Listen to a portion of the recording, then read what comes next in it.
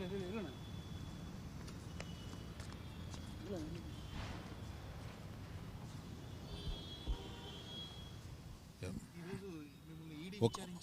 నిమిషం.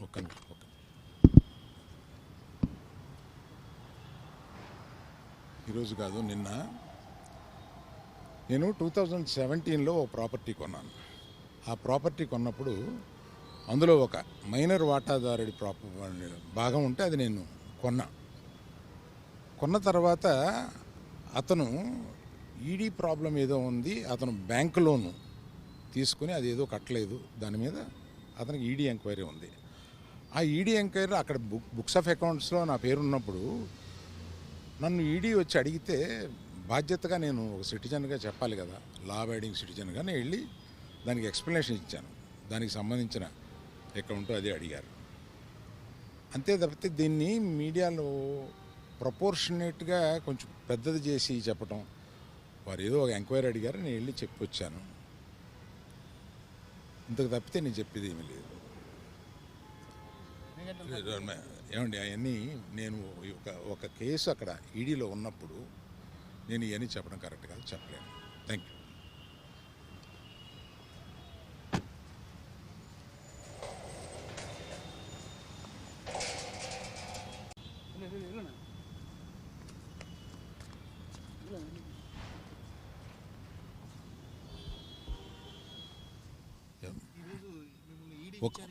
ఒక్క నిమిషం.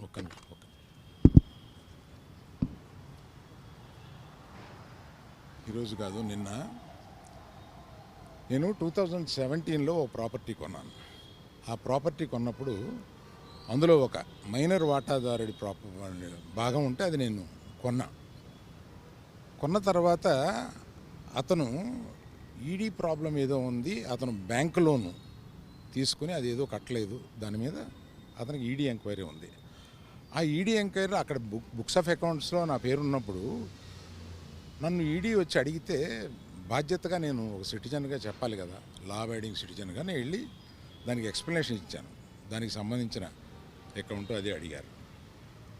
అంతే తప్పితే దీన్ని మీడియాలో ప్రపోర్షనేట్గా కొంచెం పెద్దది చేసి చెప్పటం, వారు ఏదో ఒక ఎంక్వైరీ అడిగారు, నేను వెళ్ళి చెప్పి వచ్చాను.